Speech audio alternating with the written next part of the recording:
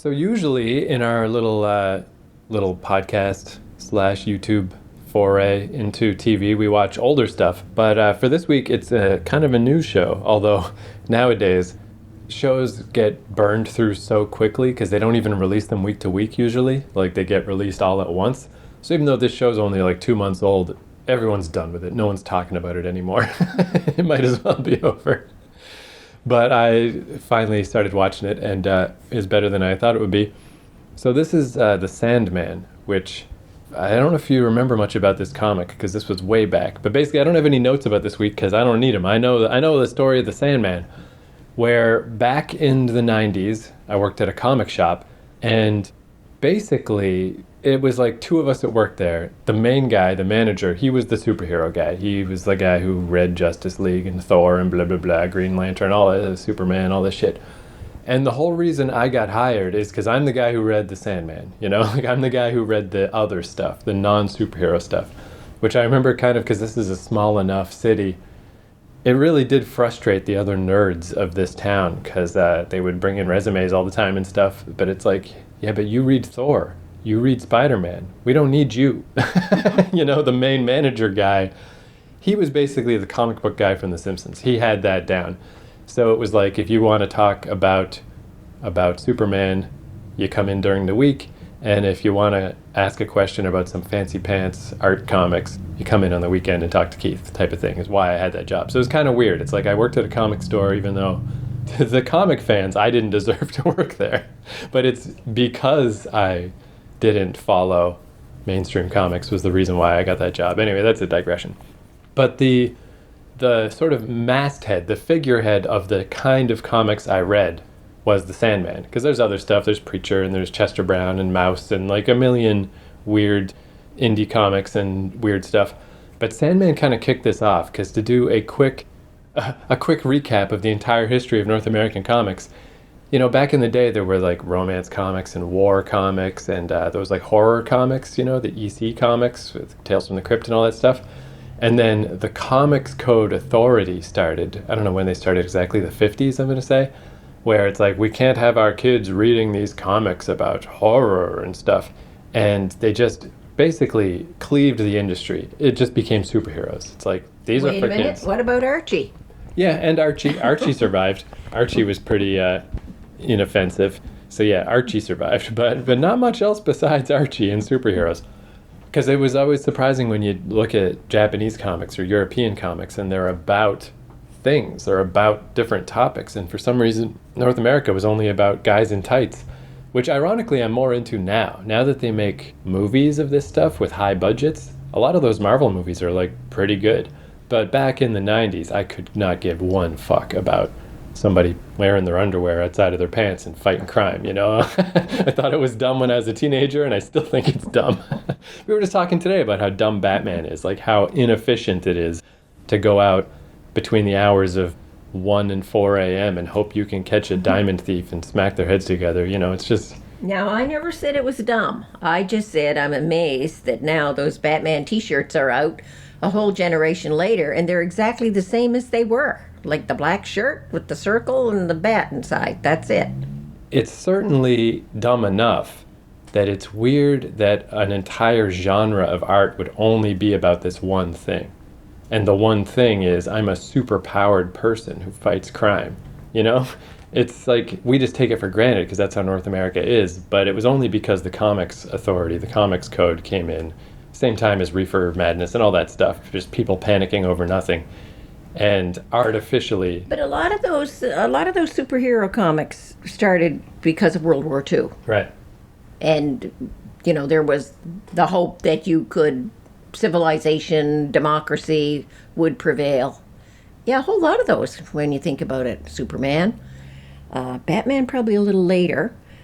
But a bunch of them, they're all set in Captain America, all those. They're all set in the World War II and what people were facing. So yeah, I can see why a bunch of people would buy into that comic book genre because, hey, they were successful. They were heroes. They saved the world. Yeah, I mean, I think the DC comics started even before that, and then Marvel started somewhat after and brought it down to earth a bit. Like the Marvel comics tended to be more, you know, like Spider-Man's a normal kid, who has this secret identity, whereas the DC ones were way more like Wonder Woman and Green Lantern and Superman. They're like gods, you know, it's a whole different thing. But I remember you bringing those Sandman comics home, though, and I read a few of those. They were certainly a whole different idea of what a hero would be. Right. So basically, yeah, like, because like comics always should have been the way they are in the movies right now. Like, they're popular, they're there, but there's other kinds of movies. They're not just like, imagine if every movie was about superheroes. That's what the comics industry legitimately was like in North America. It's like either you read about these guys in their tights or Archie. Yeah. And that was the only option. Or there were always love comic. There was always There love wasn't, comics. though. No, there wasn't.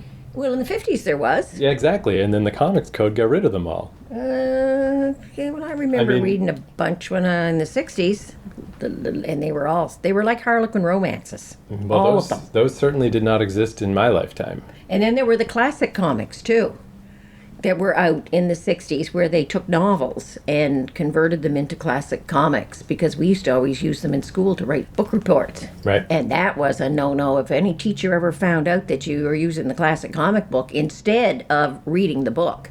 But hey, it was all in there. Why bother reading the book? They were excellent.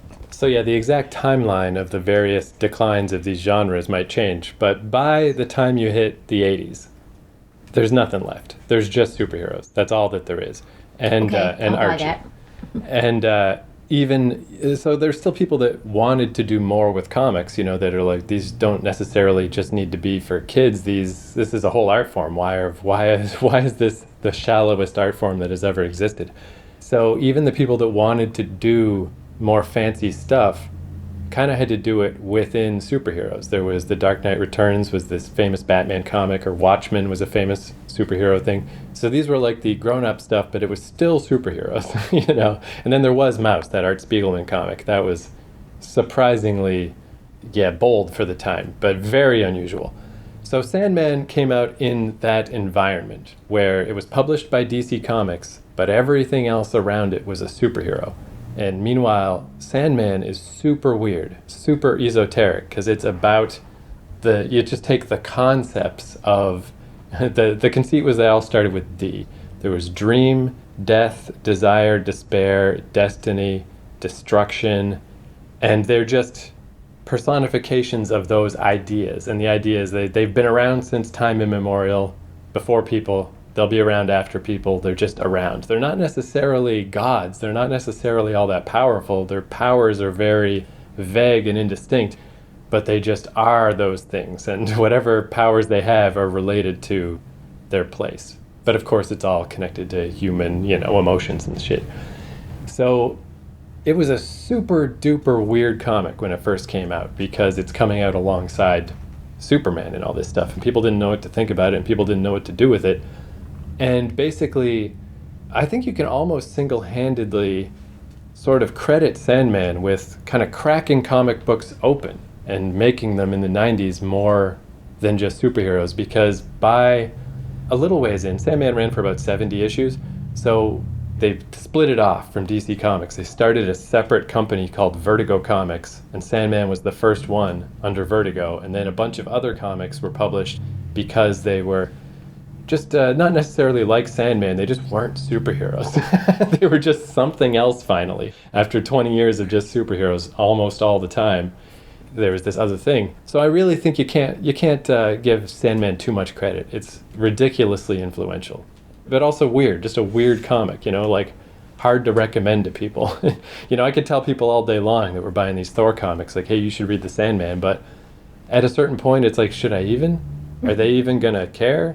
If you're reading Thor in the first place, you probably don't care about the Sandman, and that kind of, it always caught me in a weird spot too, where it's like, I don't mean to be the pretentious weekend guy, but I'm just legitimately not interested in 99% of what the comics industry is doing, and I am interested in this thing over here, this weird Sandman thing. But it all worked out for me, because like I said, that's how I got that job. I worked there for years. It was great. So anyway, fast forward several decades now, 20 years later or whatever, they made a Sandman TV show. And they were always talking about a Sandman movie, and I basically just, the whole time, I was just like, this is a bad idea. I'm wondering the same thing. Yeah, like even to try pull that off? even to try to describe it, like it sounds It sounds like airy and sort of flaky, because it is. It's about personifications of abstract concepts. And sometimes you can do that in a literary mode, but to actually put it into like a real life mode, maybe. Yeah, and that's why it was another thing that was great about Sandman is it was a great example of things you can do in a comic book that you can't easily do in other things. Like, now that we have the budgets and we have the special effects, turns out you can do superheroes just fine in movies. We just couldn't before because we didn't have the money and the technology.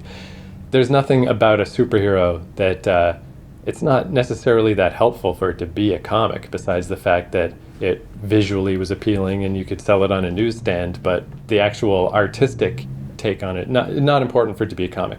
Where the Sandman, it kind of was important, because even if you wrote this as a book, it's so much, there's so much weird subtext and strange in between the lines stuff you can do in a comic, because you're showing an image and you're showing one thing, you're saying another thing, but it all comes together in this neat way.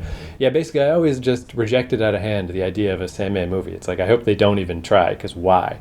What are you going to do? Like, I couldn't even imagine it. It's like, this is just going to be weird and bad, and like I pulled up anchor and I'm like, do whatever you want, but I don't care. So finally, after all these years, Netflix did make a Sandman show, and I had the same attitude. I'm like, you know what? I ain't for it, I ain't again it. I just don't care. I'm just not even, I just can't imagine how this could be worth my time, so I just ignored it. And then my friend Brad, who I've known forever and is also into comic books, he told me he watched it. He didn't like give it the full 2 thumbs up, but he's like, yeah, it was good enough that I didn't stop. I watched the whole thing. So I filed that away. I'm like, all right, that's not a ringing enough endorsement for me to run right out.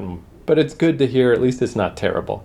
And then I just kept hearing about it from different places. Just some guy would mention it here, some guy would mention it there. A lot of times people who'd never read the comic, they'd never heard of Sandman, but they didn't hate it. They're like, hey, this is kind of neat.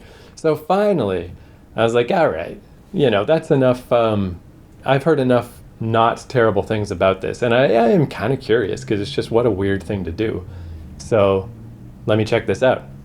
And the first 4 or 5 episodes, they were okay. They were pretty good, a little better than I thought they'd be, but nothing special. But then I thought back to the comic, and I was like, the comic also started off not that great, because it was trying to straddle this line. It was like partially a superhero thing, partially a not superhero thing. It wasn't till later that it got its own imprint and got to just be a non-superhero comic that it became really good.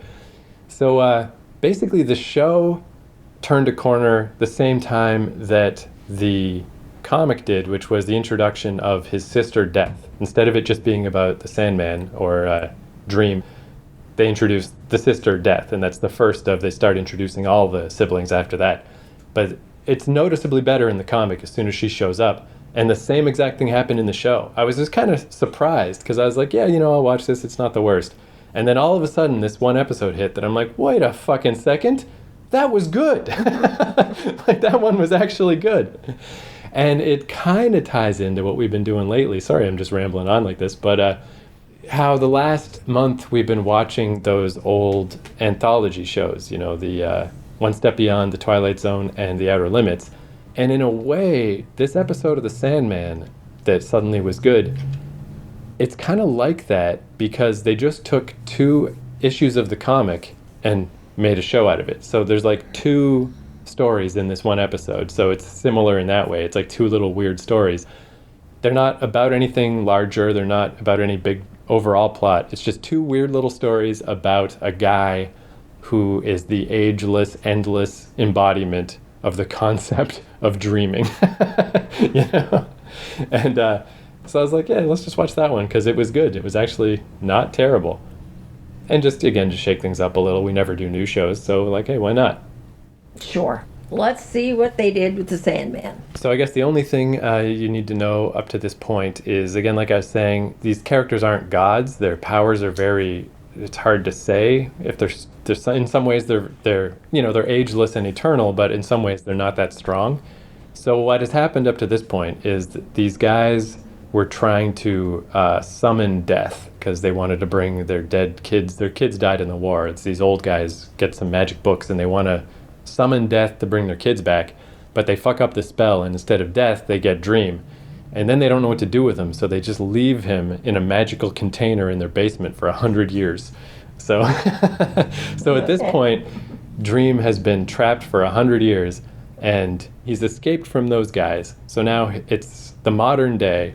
He's been just out of action for 100 years, and now he's And he's on the loose. yeah. So now he's just trying to kind of get his realm is called the dreaming, which is where we go each night when we dream. It's kind of fallen apart because he's been gone for 100 years. So he's just kind of trying to get his shit back together, and then within that context, these two little weird stories happen. Okay. And also for anyone who wants to watch along at home, the show's on Netflix, and this is, just got to double check, but I believe it's episode 6.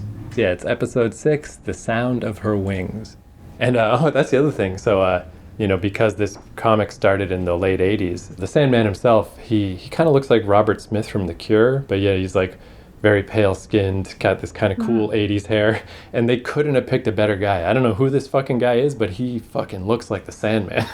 So I would think, too, if anybody kind of gets into this stuff, they should pick up the occasional comic book and read it, because that was the original concept of it. And I don't remember details of them, but I do remember when you brought them home, reading them and thinking, these things are different. It is still too, yeah, it is one of those, like, it has it's not as popular maybe as it was when it was coming out, but it's always there. Like any bookstore you go to, any library, they've always got the same. And they're the kind of things, as I remember them, that you would read them once, but you always go back and read them a second or a third time, because every time you read them, there was a little more to them. Yeah. More depth.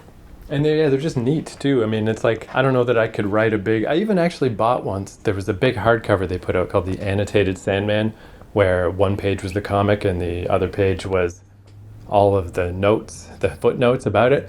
But I actually found that kind of boring, because it really does dive into, like, this is a reference to Calliope from blah, blah, blah. It's kind of better to not get that deep. Not know that. Yeah, just let it kind of wash over you, because it ties into a lot of weird stuff. And Neil Gaiman is still going to this day. He writes tons of stuff. And I believe he co-wrote this show, which probably helps explain why it didn't turn out so bad. Still, it's weird. Despite how much I like this one episode, I still feel like this was a weird thing to do.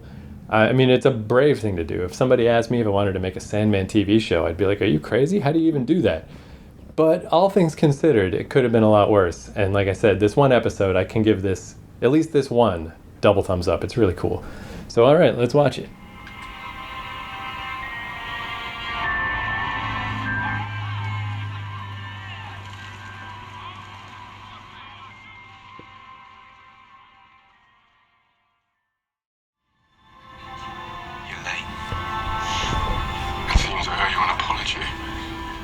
I've always had it impolite to keep one's friends waiting.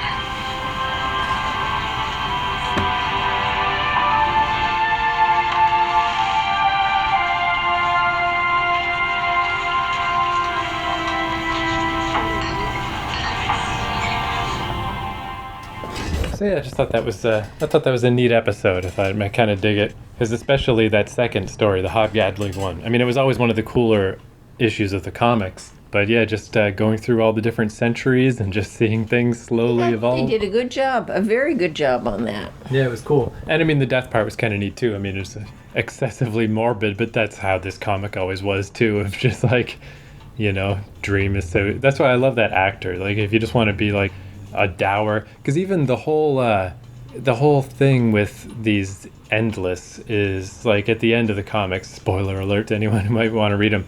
But this version of Dream does die and gets replaced with a different one, because he's just this hard-headed weirdo who refuses to change. So, I mean, this actor really gets that across well. That yeah, he's dour, he's dark, he's handsome. He's got that weird British face, though, right? Where it's like wide. Yeah. But he's one of those characters that you immediately like him. But he is definitely... He's like a tragic character. Right. Well, that's one thing I found a little weird, because they've time shifted this ahead a little. So it is, like that guy who died at the start saying like, I just got to give my wife the code to my phone.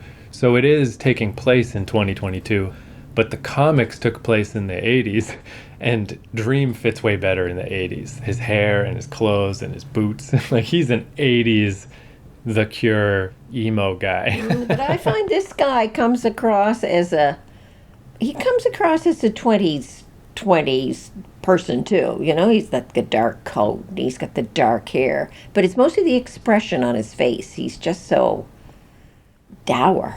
I love too just those little moments where like there's a part where he's walking just through one of those little narrow European little alleys that's got places on either side, and like an old guy comes out of a building and Dream tries to smile at him, just like, hey, maybe I can get along with the humans, but the guy is just creeped out by him.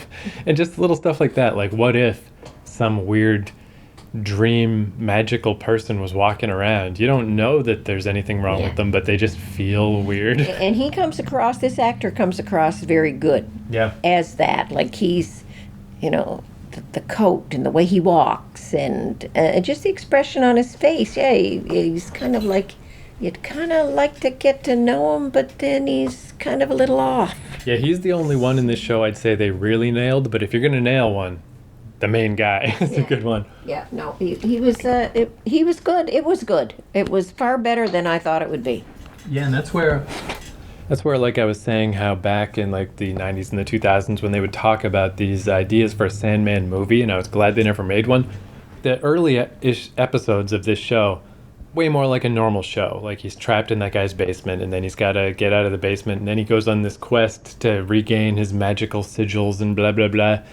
And, it just feels like an adventure show. And it's okay, but then this episode happened, and I was like, oh, if they had made a Sandman movie, that's how you'd have to make it. Like, just him just dicking around, just hanging out with people and talking. Yeah, and they gave just enough of an explanation as to what is going on, rather than, like, killing you with this stuff and explaining and just drilling it into you. There's just little hints at various points throughout the show that eventually at the end doesn't all fit. There's all kinds of little doors still open that you don't know the answer to, but you've got little snippets of stuff, and I like that rather than saying, okay, well, let me explain to you now how this is and who these characters are and how they all fit together. Like even at the beginning when the girl came and sat on the bench with him, she didn't say, I'm Death. There was no indication as to who she was. They were talking along quite a bit, and then I said, well, she must be the sister. And yeah, and I guess you said yes, and then later a soccer ball gets thrown and she catches it, and the human says, your friend, and she says, no, he's my brother.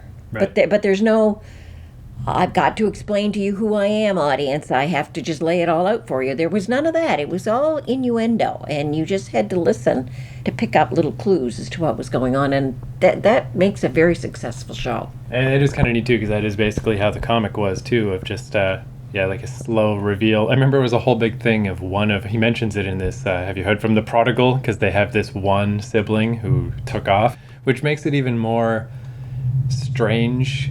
Like, what is their purpose? What do they do? Because it turns out people were all like, they knew all the names started with D, so they were trying to guess who's the D that's missing, and turns out it was Destruction.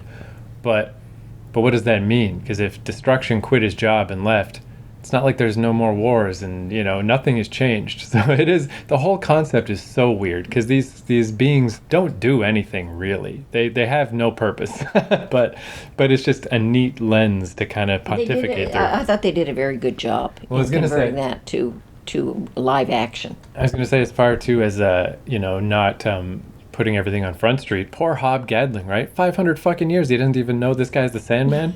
He doesn't know anything. I feel like But there's only at one point that the Sandman actually sort of gives a clue as to who he is when he blows sand into that girl's eyes. Right. From, 1789 or whichever one it was. And she collapses. But up to that point, he's not given any indication that he might be Dreams or Sandman's or anything. Yeah, I do feel like his story, the Hob Gadling story, is kind of the main, if it was just the death half, I probably wouldn't have brought this in, because, that was neat and kind of artsy and shit, but it was the going through the different centuries was the really interesting part of this episode. And yeah, I love how slow the progression is, where he just is so happy about how by the 1400s, the chimneys aren't filling the tavern full of smoke anymore, but there's still fleas everywhere. And it's like, yeah, you never really usually when you see weird old Viking shows and stuff, like they've sanitized it to make it fun. You never talk about the fact that there's fleas everywhere. Or that first version of the tavern in the 1300s, there's just like a goat inside because everything just sucks. And it's just, yeah, so neat how everything just sucks and sucks and sucks and sucks. Yeah. And then it's finally getting a little better. And then all of a sudden it's modern day. Yeah, and it progresses. It seems to progress very slowly. Like they've got the candles, and then they've got maybe the whale lamps, and they talk about slavery, and then all of a sudden, yeah, it's like 1889, and things have really started to change. And then it's like 1989, and man, big change, which is true. 20th century. I mean, they did that. They went from horses and carriages and people walking everywhere and walking around with candles to electric lights, indoor plumbing, planes, cars, trains. It was an amazing change about. Yeah. Huge buildings, concrete buildings. Yeah, so it was good, very good. I like that character, the Hobgoblin character, because he's so definitely not special. Like he's not any kind of a moral, upstanding person. He's just a dude.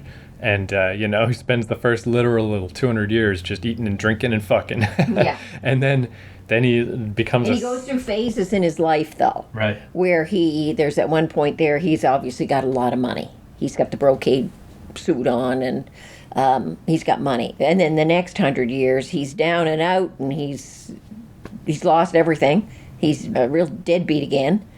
And then he moves on another 100 years, and things seem to be looking up for him a little bit in But then 1889. he's so bad that he's a slaver at one point. Yeah. But what I like is even though But I think this that's guy... where he made his money. Right. But I like that even though this guy is not at all an upstanding person or whatever, but what he's got that Dream does not have, Dream is just eternally dour and just, what is my purpose? What is my point? Blah, blah, blah. Where this guy, even at that point where every second of 80 years sucked shit and he had nothing and he's like... Everybody's died that he knows, and he's just down and out, and he has nothing left but... Even to the point that he's like starving, but he won't die. That's how... Like it's But it's I'm not worse. done. He's got hope. Yeah. Like I like that it's worse than it physically could even be for us, because we would at least starve to death. This guy can't even do that. That's how bad it was for him, and yet he still doesn't want to die. Yeah. But he has a real upbeat. When they say, well, do you want to live for another 100? Yes, I've got things to do. I've got places to go. He's doesn't matter how bad it got. He's a real upbeat guy, that character. Yeah, and it's kind of cool because, like, in a way, death is similar, where the whole sort of joke with death is like we got this goth Sandman guy, and then when they introduce the sister, here's the goth sister, but she's perky and cheerful. But that's more, it's almost too cute a little bit, that Death is this cute goth chick. Where I like that Hob, it's a similar thing of like, we're gonna show you positivity in the face of tragedy, but it's better with him. It's like, it feels more meaningful. But I thought the death thing was okay because she just approaches this as it's a job, and death is part of life. And that's how she approaches it. Like, nobody is upset, or she's not upset. People are obviously upset when their friends die and that. But the people that she takes into the afterworld or wherever she takes them, she's pleasant. She explains how they're not alone. She's not alone. They do it together. It was kind of a nice presentation of death rather than horror and bloodshed and all this all over the place. And it was very subtle too how they did it. Like the soccer player that dies at the end.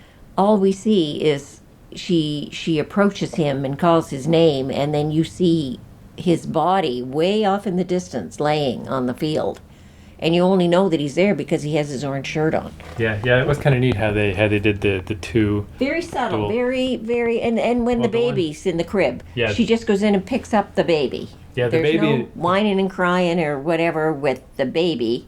The baby is just picked up and she walks out. And that's where I felt like, like I can give some points to the people who made the show, because they cut before the mom comes in and screams at the crib. Yeah. And I didn't think they would. And see, the baby obviously died of a crib death, Right. which is fairly common, and there's no explanation as to why it happens. It just happens. So they didn't get into all this. Oh, baby has died and why. I like that about it. This subtle messages about how they did it. They just did it. Didn't dwell on it. People just moved on.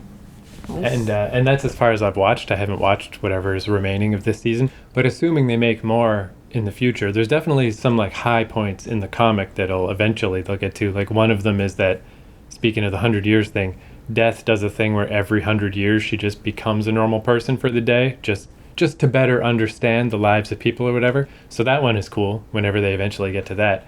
And the only kind of downer is there's a really cool one where Lucifer decides he's had enough of running hell and he shuts the whole place down. He's like, fuck this, I'm getting out of here. And the whole kind of notion with hell is that you're only there if you think you should be there. You're only there because you want to flagellate yourself. You know, it's not actually any outside force. And I just remember this part where everyone else has left hell, every demon, everything. One guy is still down there, chained to a rock, being tortured. And Lucifer's like, buddy, I'm closing up. You got to leave. And he's just like, but I am the great Gilgamesh. I destroyed villages and the horrible things I've done. And he's like, man, that was like 1,000 years ago. No one even remembers that place. No one could even find it on a map. And it's like such a weird, depressing thing of like, you've been torturing yourself all this time and no one cares. But the downside is, when they get to that episode, the only, like, the Sandman is the best piece of casting and everyone else is like acceptable. The only downer is Lucifer in this show. In the comic, he was this really cool, debonair dude. They replaced him with some chick from Game of Thrones, so I guess it's kind of well known. And like, I don't mind if they swap genders and change races and do whatever, like, why not? But they just picked a bad person. It just feels like a different character. So I'm just like, oh, that sucks. When they get to that one story that I really like, instead of the cool version of the devil, it's this fucking shitty Game of Thrones actor.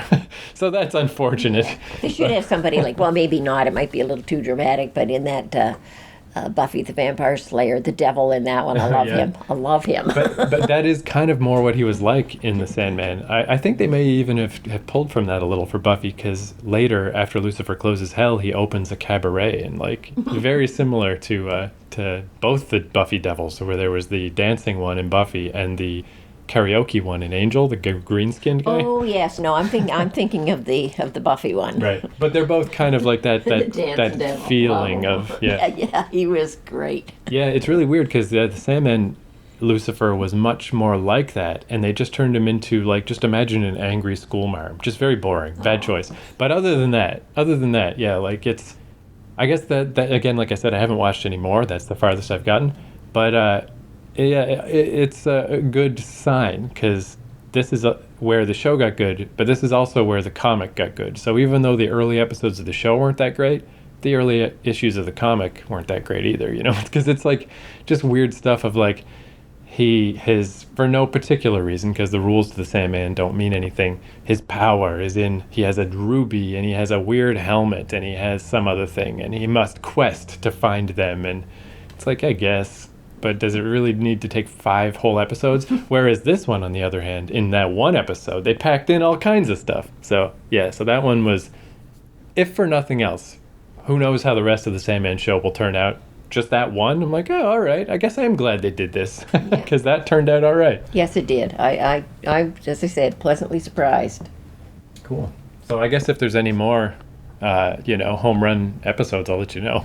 But yeah, that one, 10 thumbs up. Good stuff. Yeah. And again, it's like, if they had made a movie, the problem is if they made a whole movie where it was just Dream sitting around talking to people for the whole movie, people wouldn't have liked it, but it would be the best thing to do, because that felt like the Sandman, where him traveling around, doing magical fights with people, just doesn't feel like the Sandman. Literally just sitting around and talking to a guy for 500 years is what the Sandman is about. So